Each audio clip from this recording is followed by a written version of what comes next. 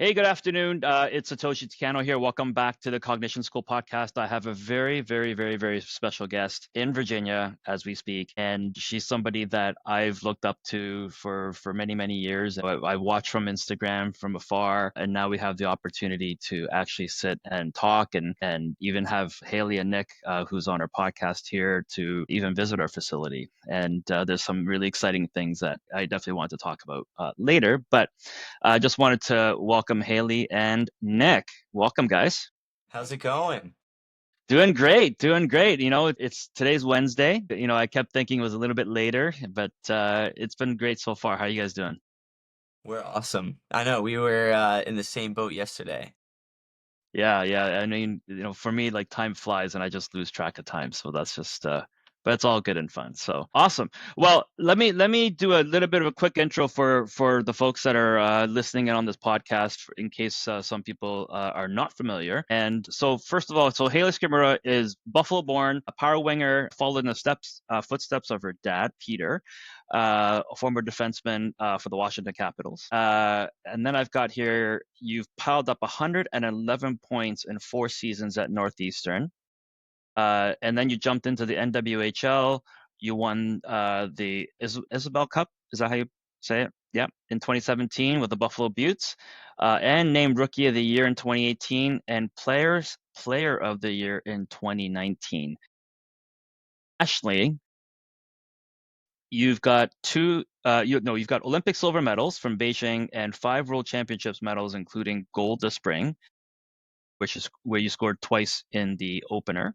And then in the brand new PWHL, uh, you sketched you etched your name in the books with Ottawa's first ever goal before a December 2024 trade that sent you then to Toronto.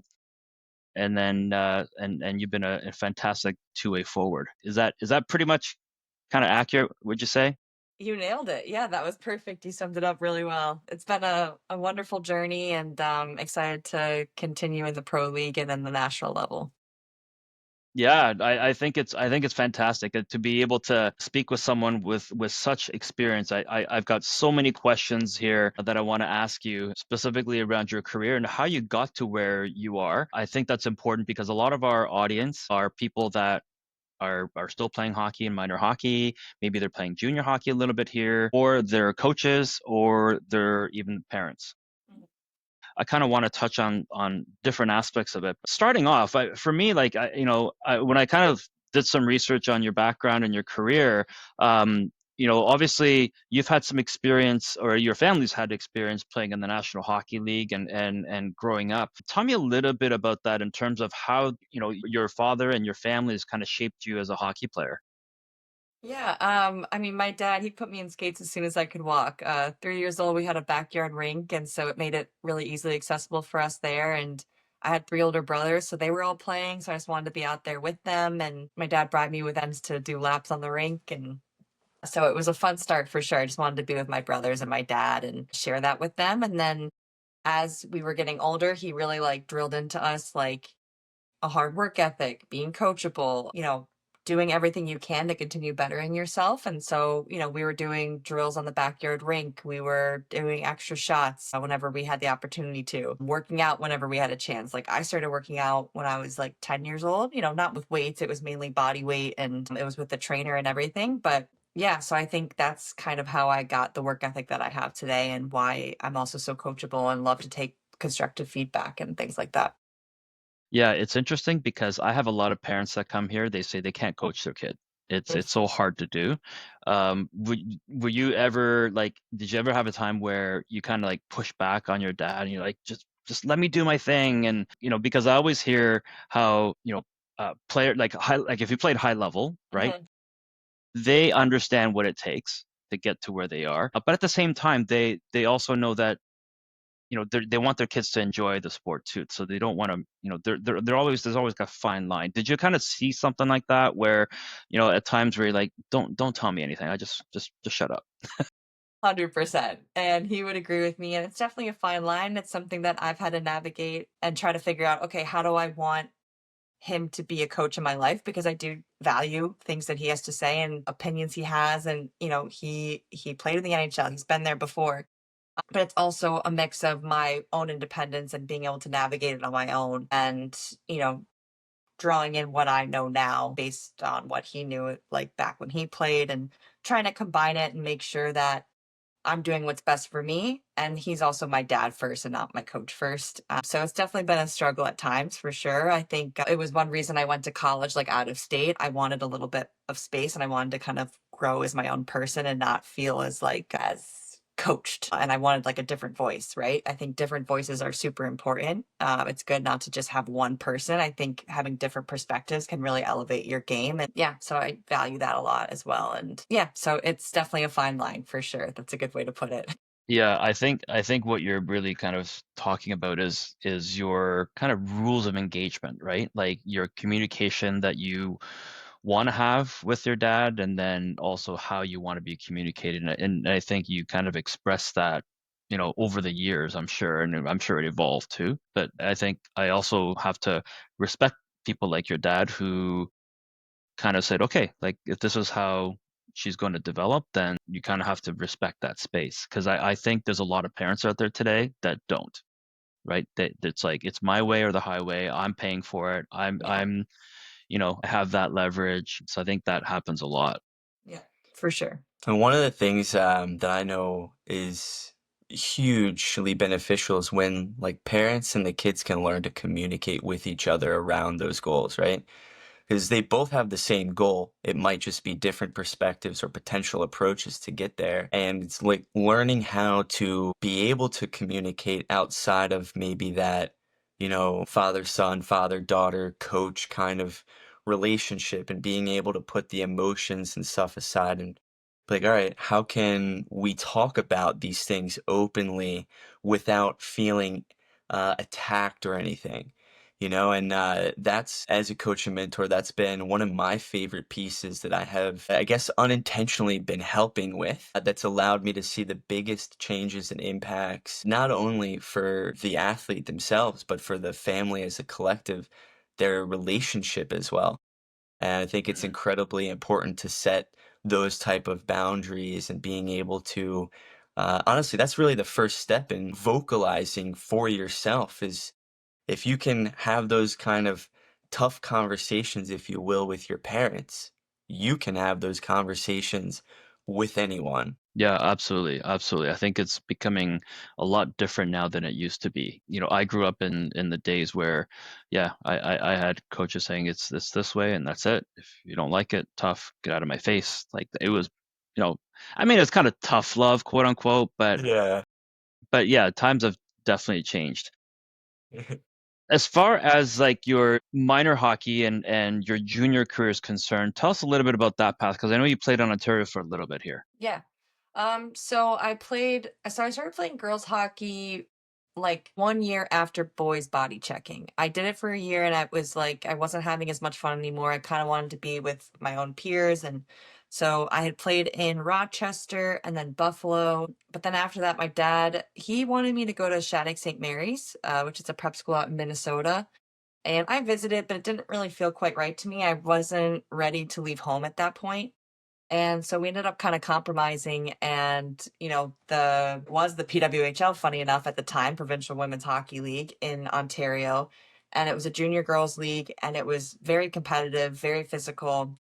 And they were able to have two North American players. So like they could have two American players on their team. And so I remember me and my friend Emily Janiga, we were playing together in Buffalo and Burlington recruited us actually because they were kind of revamping their program at the time. And it was kind of a perfect opportunity to, elevate my game and play at a higher level and go with a friend too. And so we would like carpool together and it was a haul. It was a lot of work. Kudos to my dad. I mean, he drove me at least 4 or 5 times a week to and from Buffalo or to Burlington and back. And Wow. to be honest, looking back, I don't know how I did it time wise. Being in high school, getting home really late, it's crazy. But I think it was worth it. I think it was huge for me as a player because I got to play like my physical game that I like to do. It was definitely more physical there than it was in the States at the time. And that's where I ended up getting recruited from. So I loved my time there. It was great. I think it's fascinating because you mentioned Shadow St. Mary's, and Mhm. I've been there, and to many players that's like a dream, right? To play at a school like that, Mhm. and they've got some fantastic facilities now, and you go there and it's like, oh my gosh, like, Sidney Crosby was there, McKinnon was there, so you kind of want to be there, but in your case, like you said, you weren't ready to go yet, and that's got to be a tough thing to, or even for the parents, I guess, right? Because it's like a top school. But I think it's interesting that because you basically said, nope, not ready for it yet. Eventually, I may, right? But you chose a different path, and it still worked out for you. So that's fantastic. Were there any women's players that you looked up to when you were playing back then? I know you said you played with boys for a long time. Funny enough, I don't remember ever knowing any female hockey players. I think the closest thing for me at the time, there was a Niagara University had like a college team. And so I've looked back and I saw that I made like a thing that I wanted to be on the Niagara University team. And but that was the highest level I was aware of at that time. So other than that, my big athletic inspiration was probably Abby Wambach, because she was from the Rochester, New York area. So she was on the US women's national team for soccer. So I think that's kind of almost what I aspired to, but I was thinking hockey, but I never really knew of the US team for women's hockey at the time. So that's also a big motivating factor for me and why I continue to play and why I'm mentoring whenever possible, because I never had that growing up and I know how monumental that is Hmm. to be able to aspire to something like that. Yeah, and what was women's hockey like when you played? I mean, obviously it's dramatically different now, I'm sure. Mhm. But what was it like for you growing up? It was definitely not easy to come by. There was no girls teams in my area until you hit like a certain age. I think it was maybe like 13U or 14U, or because other than that, when you're younger, there was no all girls teams because there just wasn't enough girls playing hockey. So you had to be on boys teams. And then in that case, once you started dressing in a different room, you're in janitor's closets, you're in the bathroom, and so it's very like isolating at times. And I think that was probably the hardest part of it. And then to want to continue to play, I'm like, okay, I want to find where I can like be with the team. Like that's the point of playing hockey. It's a team sport. You want to have your friends. The social aspect to it is super critical. So it was definitely some challenges growing up for sure in that sense. And then now there's girls teams at all age groups in so many locations, and it's really great to see. And yeah, it just keeps growing. It's incredible. I think I read the other day that it's actually the fastest growing sport in North America now. Mhm. And Yep. yeah, it doesn't surprise me. I mean, I think definitely there's tremendous opportunities for girls of any age now, Mhm. right? Yeah. Um, and so from there you went to, so you played junior hockey in Ontario, and then how did you get into Northeastern?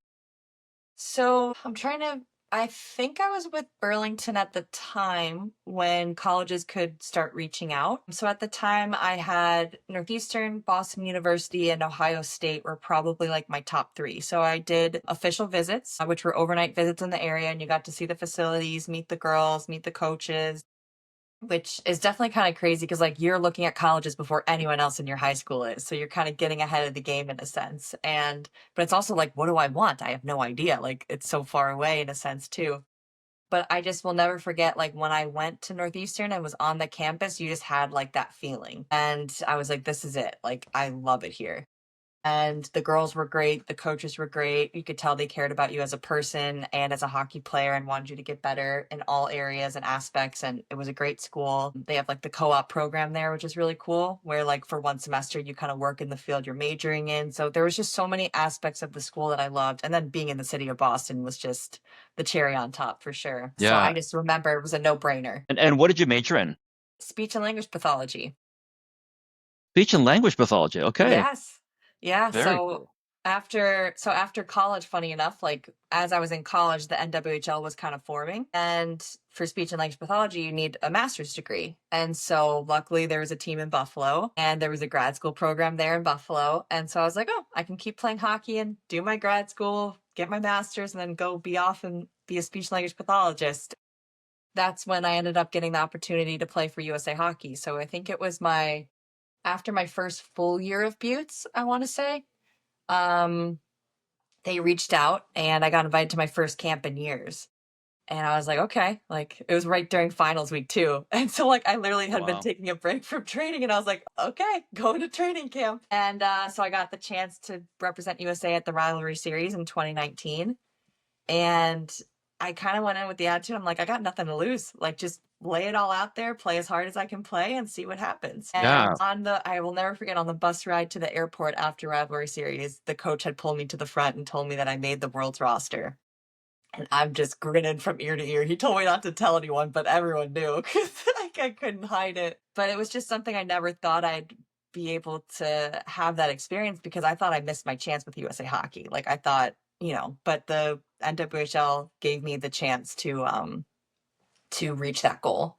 And then when I made the world team, I was like, okay, I can go back to grad school anytime. So I ended up leaving and haven't looked back since. So it's been worth it. That's fantastic. It's funny because to a lot of kids, and when they're young, they kind of look up to, the pro leagues and the pro players, and they're like, well, this is such a long ways, or that it's impossible to get there because so and so is much better than me, and so on. But then you kind of get there, right? And obviously, like there's the excitement of you having made the team and being able to get there, and then you get there. And so like, what is that like? Because it's people say it's a dream come true, right? Which it is, I'm sure. But like, is it so when you land there and do you feel like you can keep going, or you're like, I kind of made it. You want to take it in a little bit and then kind of get your bearings and then start to go.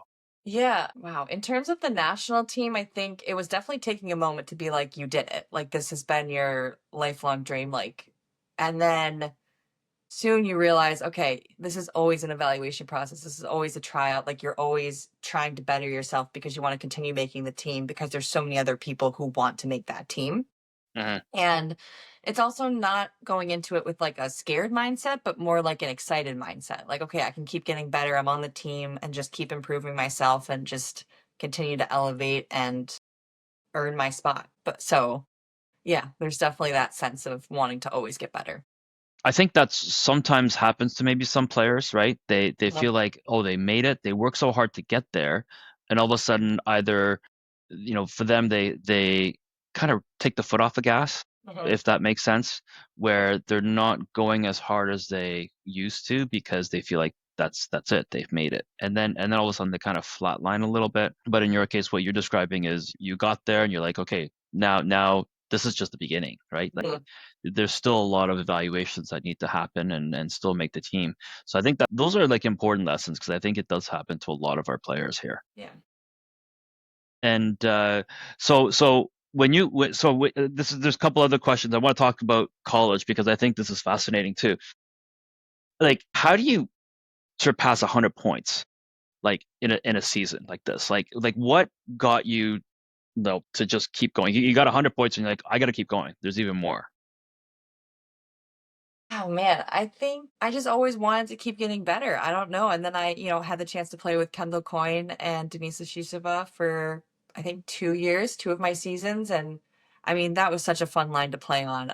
They were both so fast and kind of made me better as well. And we just fed off each other really well and we could communicate with each other on the bench. And it was just really easy to play with them. I think that's the best way to describe it. And I could just play my game. And then it just kind of everything, all the pieces kind of fell into place, I think, when we were playing together. So I think that was huge. Were you focused on the points? No, it was just focusing on playing my game and having fun. And yeah, so I think that was hugely beneficial for me. And then just playing in college, it's like you're skating every day, you're shooting every day. I would do goalie world, which is, for those who might not know, it's just like when the goalies are doing their extra work. I would always want to be one of the shooters. Like, I think it's so fun to like hear what the goalie's perspective is, what they're seeing, and how we can, counteract it. So those are always my favorite sessions. So I would do those all the time. That is such a secret that a lot of people don't know, that, if you have an opportunity to be a shooter on a goalie, like take it. I've said that to a lot of people here. If you want to get better at your shooting, or if you want to be able to talk to goalies and understand what they're thinking, I think Crosby was meticulous about those types of details. So yeah, I think that's a huge kind of a little hidden secret in the world of hockey for sure. And obviously you had some really really great line mates. Like Kendall is just incredibly fast. I mean, Mhm. for me, like it was that all-star skills competition where I Yep. was like, it was such an eye-opener for a Yeah. lot of people in the world. Yes. Yeah. Yeah. What was that like for you? Oh man, I for me with her, it was her leadership is like what stands out to me the most, and how she is as a person in the locker room, off the ice. She just cares for everyone so much and wants the best for them, and she will do anything for her teammates. She was like that in college, and she's like that to this day at the national program. I'm sure on her pro team as well, and she's the reason our league exists right now. Like if it weren't for her, I don't know where we would be right now, because she's just constantly trying to make things better for everyone around her and for the next generation. Yeah, I love that concept as well. It goes well beyond just yourself, right? Mhm. And to help others, and that's what makes you better too. And I think that's where people kind of maybe don't see it that far enough, that it's really just about them, and they don't want to help anyone because they don't want to give away their secrets and so on. But to your point, I think, and this is probably my sense, is that like women's hockey in general is more of a community, let's all work together to make the sport better. Whereas, with men, it might be a little bit different, but I definitely see that there's tremendous opportunities there. In terms of like your playing style, Yeah. and my dog's going nuts, but that's fine. In terms of your playing style, what would you say is your playing style? And how did you kind of determine that type of identity for yourself when you played? My playing style, I'm definitely a power forward. I thrive on, getting in on the forecheck, creating battles, creating offensive opportunities based off turnovers. And defensively, I've always been defensive minded as well, and able to block shots and get pucks out and in critical moments. And I think I've just always been a really physical player. I've always been one of the stronger players. And so I think I've just taken that on, and I think I can continue to add to that more, honestly. I don't think I'm even hitting as much as I could be. Especially back in the day, like in junior hockey, like you would get penalties a lot for body checking, but now in the pro league, we're allowed to body check more. So just allowing myself to let loose and actually continue hitting and driving the net more and things like that. But yeah, I'm definitely a power forward for sure.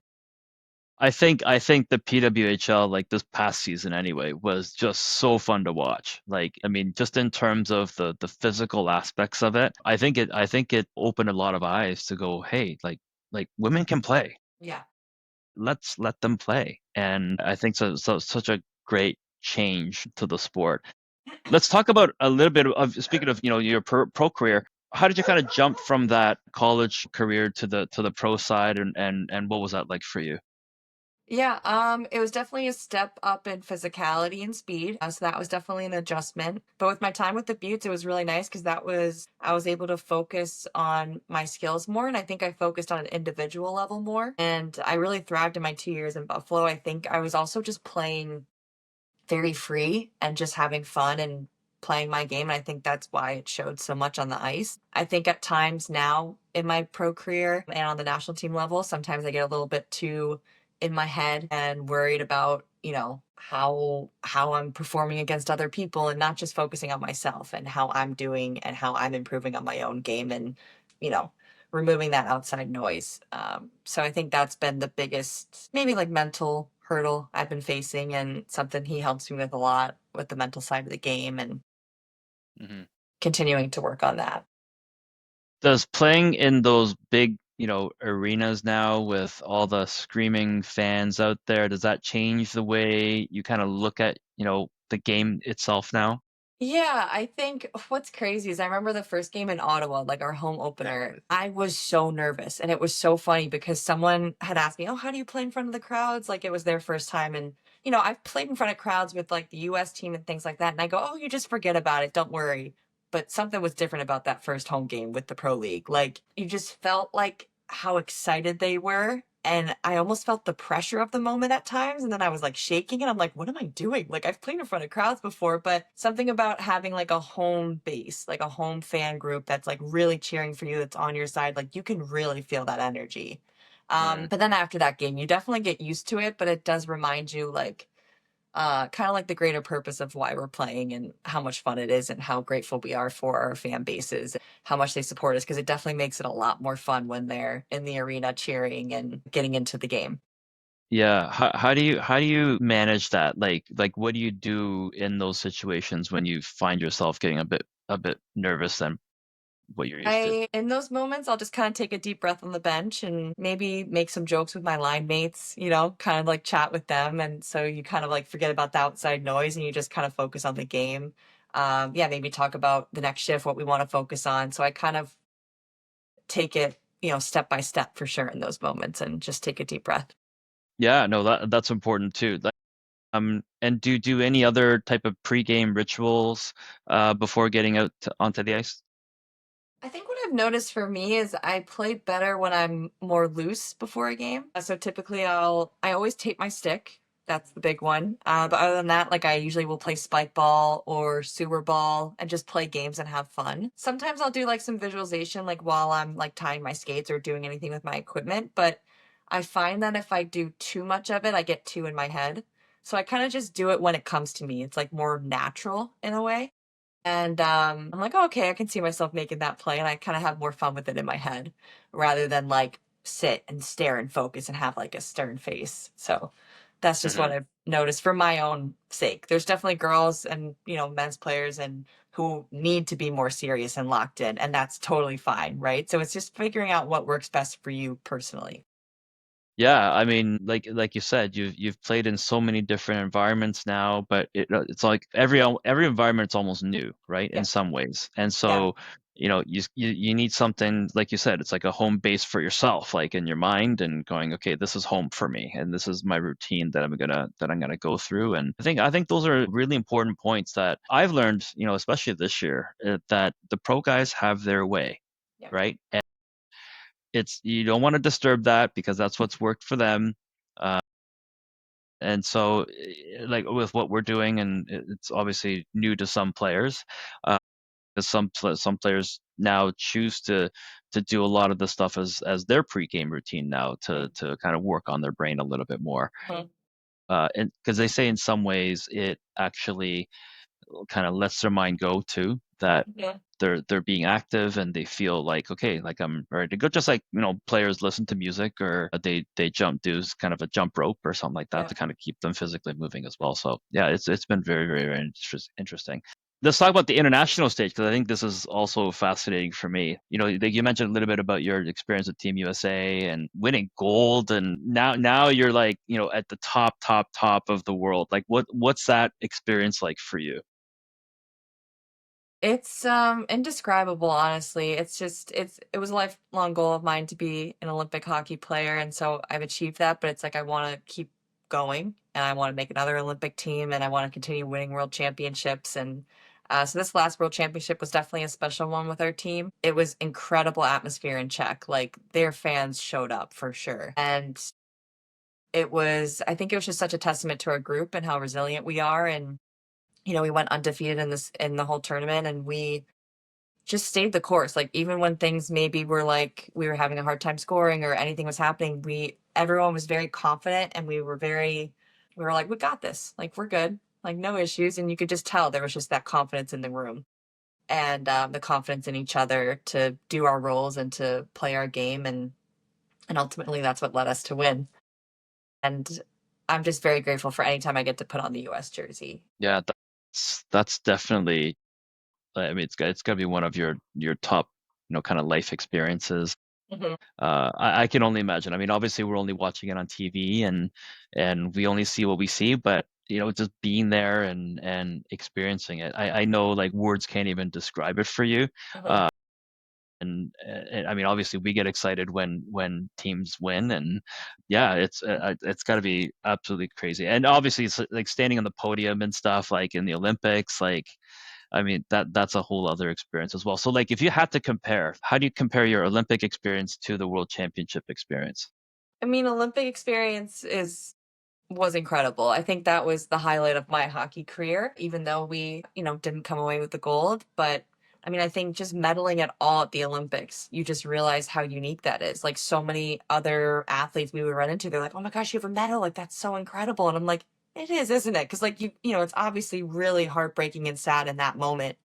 But I'm so proud of my silver medal. It's the ultimate goal that I had for myself was to be an Olympian, and I achieved that goal, and you got to be there with your other Team USA athletes and bond over all the hard work it took to get to that moment. And especially during that one, because it was the COVID Olympics. And so we That's really right. only had each other. And so we got to all lean on each other and really bond over that. And we had to be each other's support system throughout that whole experience. We didn't really have our families with us. And so that was definitely difficult. But I mean, that experience was just so incredible, and just so honored that I got to have that for sure. So I was reading an interesting book by Daniel Pink, and he's one of the guys that I've been really following for, oh my gosh, like 20 plus years now. And in his recent book, he talked about the fact that yes, gold medal, you're top of the world. Mm-hmm. Bronze medal, you got a medal. Mm-hmm. Silver medal, it's kind of like you could have gotten the gold, Yeah. right? Yeah. So in his book, he talks about how bronze medalists are actually more happier than silver medalists. Yes. What do you think about that kind of thing? Like where you're like right at the doorstep, didn't Yeah. get it, settle for a silver. What is that like for you in your mind? Man, I mean, at the time you can see the pictures. It's devastating. Like, you're crying on the ice getting the medal. It's like we were so close. Like, we lost by one goal. And so it's devastating. You see how happy the other side is in that exact moment. So I think that part also makes it really difficult.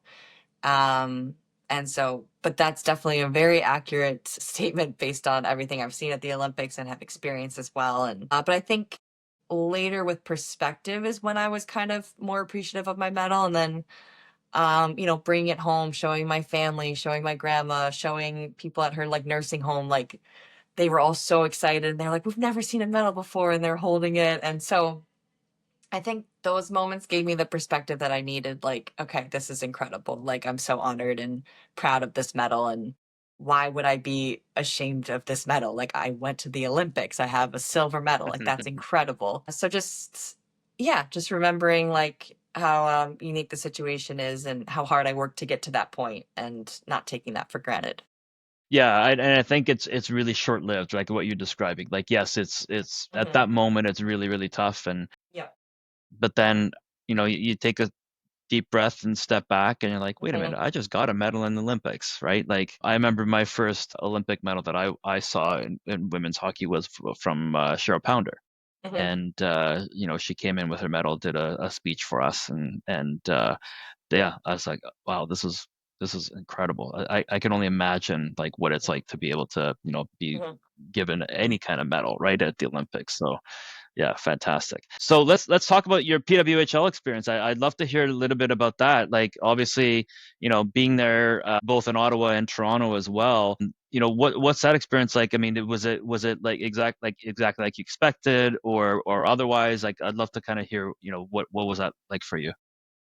It was bigger than I expected, to be honest. I think the fans have shown up more than I realized and have had more of an effect on me. So just to have their support day in and day out with both teams, they've been incredible and supportive. And you can really feel it on the ice and in their energy, and it really helps make your game even better and stronger. And then so with Ottawa, I was there for about a season and a half. And so super grateful for my time there. The community really embraced us, and we had so much fun there. And then obviously with the trade, that was a huge shock, and just I was not expecting it at all.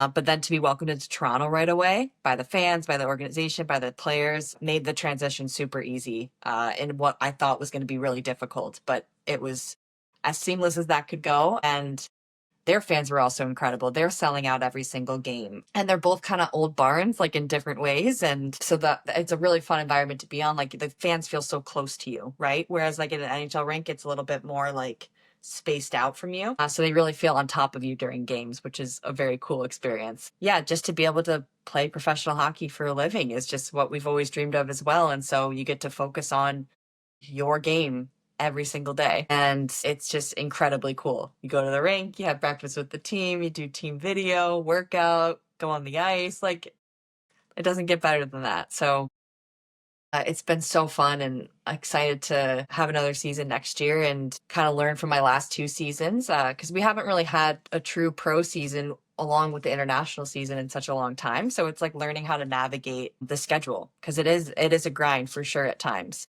Hmm. So just making sure you're prioritizing yourself, prioritizing rest. And that's what I've been learning throughout my 2 seasons so far. Yeah, like what's a typical day for you? Like, I mean, during the season, in terms of, practices, pre-game skates or games or even travel. Yeah, so practice days typically, well, with Toronto, what was cool is that we have like a nice lounge area. And so each morning there's like a team breakfast. So you can go in and have breakfast with the team. And then we would usually have like hockey talk is what we call it. So video about either what we're going to focus on that day, maybe what we need to work on from like a game we had just had or what we did well in that game. And then after that, we either would have a workout before or after skate. It would just kind of depend on the schedule. And then they typically do goalie world before practice, and or you could do skills at one end, like with a coach. And then we would have our practice, and then either workout before or after, like I said. And then there's a team lunch, so girls will sit down, have lunch together. You can get treatment from the athletic trainers, like kind of whatever you need, and then that was the day. So you're in by like 9 o'clock and you leave by 2 or 3. So it kind of almost like a school day. Yeah. School day. Yeah. So and then game days, I never pregame skate. I am always we call them activation, which is just like an off ice mobility kind of session you can do. So I always opt for that. Unless we have to skate, I'll do it. But and then you basically just eat, take a nap, eat again, and then go to the game. Uh, and Eat then again. and eat again, yeah. And then travel days are just different depending on where we go. So for Toronto, we would have to drive to Montreal and Ottawa, but then all the other teams we would fly. Travel days are definitely tiring for sure. It takes up most of the day. You basically get to your location and you just rest. Yeah, yeah.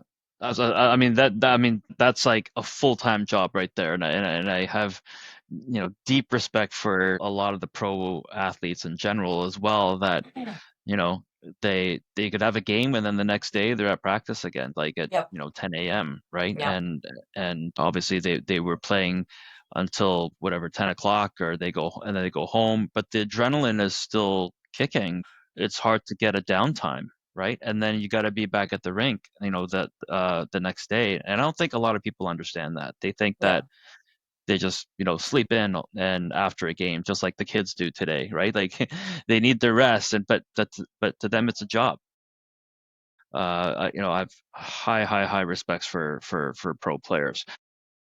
With respect to Toronto and your experience here, what was that like for you to be able to kind of be in this kind of mecca, one of the meccas of hockey, and with the crazy fans that are here. I know, whether it be for women's hockey or the Leafs, like people are crazy here, right? Yeah, they love their hockey, that's for sure. We definitely would see that at our games. What was cool about our rink is that when you walk out of our locker room, there's fans on either side of like kind of like the walkway. And so you get to high five, you see all the signs, you see how excited they are. They're there for on ice warm ups, like cheering you on. So you could definitely feel the passion for sure. But Toronto's such a big city. Like it was very different than Ottawa in that sense. Like you can kind of get away from the rink a little bit more, I found. And, but yeah, absolutely loved it. And there's so many girls teams in the area too. So it was fun to see all of them kind of show up as teams and be able to enjoy the game together and kind of see what they could pursue later in life. And so I think that was the coolest part for sure. Yeah, You inspired a team to come out to a Toronto game, didn't you? Yeah. How so? Yeah, through our mentorship program, we have a girl, I think Huntsville was the team. So they came out to come see me play, and then I got to meet with them after the game and stuff like that. that's And it's one awesome. of our favorite things that, at least I know for myself, being able to support her and then get to facilitate and see the experience with her and our athletes after. That's my absolute favorite thing, personally. I find that when I went to, I think it was I think I've been to one Scepters game where you see these girls with all the not only the jerseys, but like they've got all the signs up, and it's rare that like boys carry like signs, right? Like I don't see that, but the girls are like, and it was so loud. It was Yeah. so loud. That's all I remember. and it was such a fun experience for the entire family, and to be Mhm. able to see that, and like you said, like you engage with like the community and the players, Mhm. because obviously, the sport's given you a lot, and so you want to be able to kind of give back, and I think that's absolutely brilliant that with what you guys do. As far as like your skill development, I know we're just about to get started on working Yeah. with you when you're back. What was kind of curious about the stuff that we did that you think would benefit to your game? I'm just interested in hearing your opinion. Yeah. I think especially at the pro level and the international level, what kind of separates you from the competition is so many like little things. And, I've worked on my shot, I've worked on my skating and things like that, but I've never, and we worked on like the mental side in terms of like visualization and just confidence and things like that. But I've never thought of working on the cognition side, the reaction speed, like how critical that is in a game and to be able to process fast. So when we got to come out and check out what you do, and I think it was super eye-opening, and I feel like it's something that I can work on that'll definitely like correlate to my game, like on the ice, and in a fun way. We had so much fun that day, and it was just Mhm. like almost like a gamified experience in a sense, and stuff that we could do at home too if we need to. Obviously slightly altered, but yeah, I think that's what attracted me to it is because I love the mental side of the game. I think it's super interesting. And with the cognition side, I can learn more about that and see how it can help directly correlate to my game to like get to rebounds faster, to get to the corner quicker, to help on breakouts with scanning. I think there's just so many applications for it. And I'm just so excited to see how it helps improve my game. We actually had a conversation with one of our athletes, Riley, who we were sharing with you. Kind of, they were very interested in the process, so we were talking to them about it. We had Hayley share her all the stuff that we got to do, and from a coach's perspective, I was telling Riley and her mom is like, think of it as like the gamified version of being able to understand your system, how it processes currently, and how you can then continue to really develop it. And I was like, it's hard to kind of like tell you what some of the things that they were doing because like you have to be there to see it. But I was like, think about it more so from like you get to learn first how efficient are you able to process, and there from understanding what you're processing, are you able to identify what you're processing and how efficiently? And then from there, are you able to have the ability to identify something specific with some distractions? And then being able to maintain that focus with other distractions and prioritizing that focus. That was kind of the way that I shared it in a way that I feel like they could understand, like, oh, I'm excited to be able to go through this. And then when they actually get to go through the experience with you, I think they'll get to feel what that's like, the step by step, learning their own hardware, software, if you will.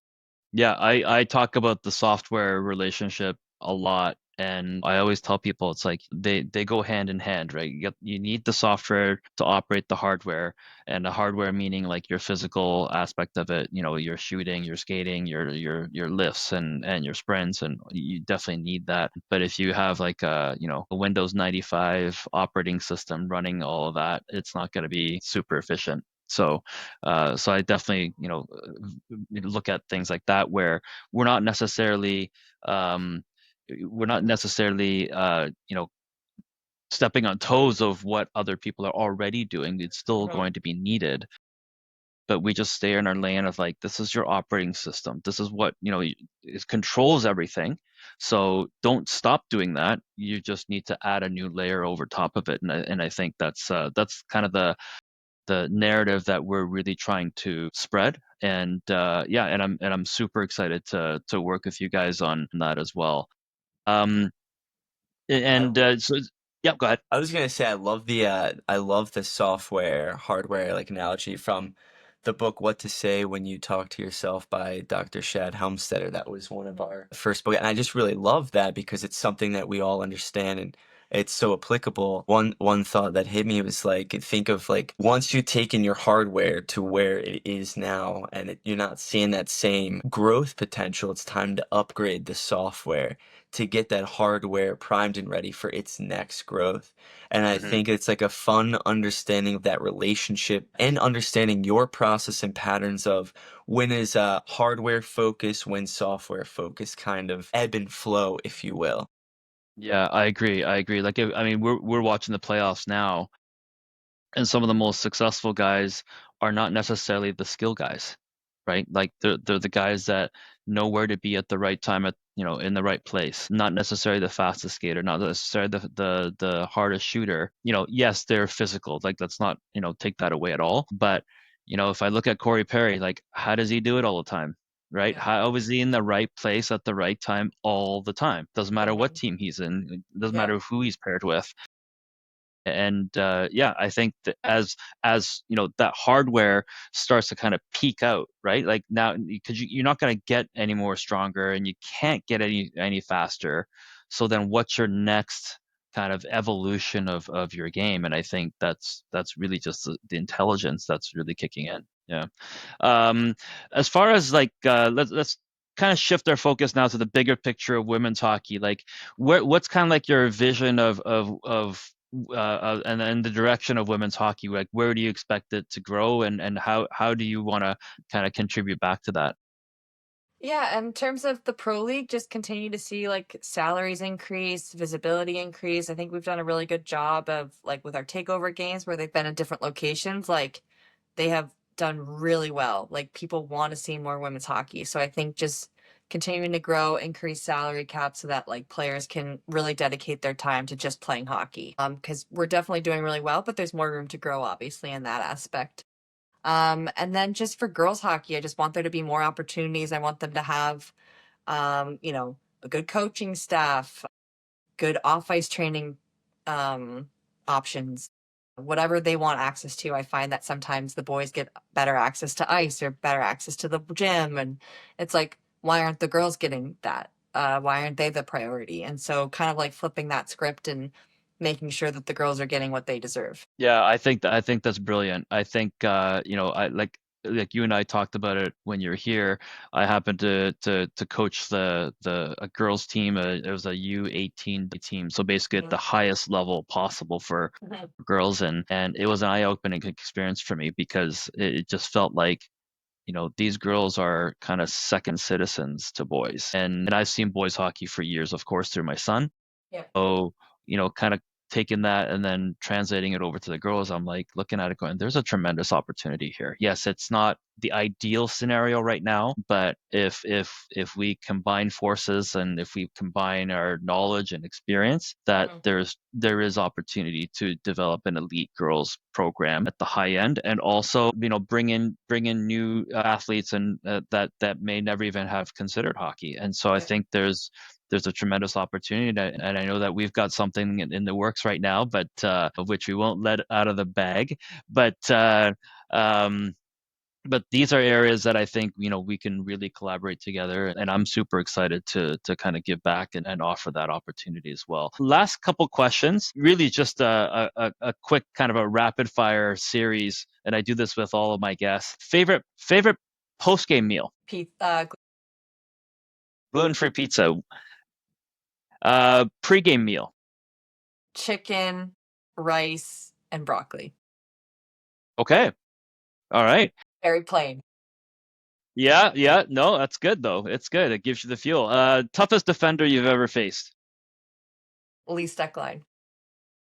Okay. One non-hockey hobby fans might not know about you. I don't know. They might know that one. I love I think that They might think that so. cat's out of the bag. That is fascinating. I have not heard that in a long time. I used to love puzzles too, but yeah. Yeah, I get all my teammates to do it. So like at World Championships, I think we ended up finishing like 4 puzzles, Yeah. but granted, Hayley Scamurra, our USA scout, definitely helped lead that charge for sure. But I definitely got everyone on the puzzle train. So like puzzles, you talk about like the pieces, right? Yeah, like 1,000-piece puzzles. Yep. Oh my gosh. You know what? Yeah. I don't even know where to buy them anymore because before it used to be in a toy store. You knew exactly where it Yeah. was, but Yeah. yeah, Oh, you can get them fascinating. Indigo. everywhere. Indigo. Yeah. Indigo. They're Indigo. at a lot of bookstores, Target. Well, that's the States, but Yeah. yeah. Yeah, I find them. Yeah. That's very, very cool. Hey, listen, I really appreciate you guys coming on, uh, and I'm really looking forward to working with you guys, and it's an exciting time, and I'm happy to partner with you guys on this. And thank you so much for coming on the podcast today. I appreciate it. Yeah, thank you for having us. We're super excited to work with you as well, and yeah, help women's hockey when we can. Absolutely. Yes. Thank you so much for this opportunity. We are beyond excited about the cat that's in the bag. Awesome, guys. So for the folks that are on the podcast, thanks again for joining. I know this is I love doing these types of conversations and series. So I hope that you guys subscribe to the YouTube channel, and hopefully we will do more of these types of interviews, and we'll bring more guests to you guys. So thanks again for joining, guys, and take care. Have a great day. Thanks, you too. Thank you.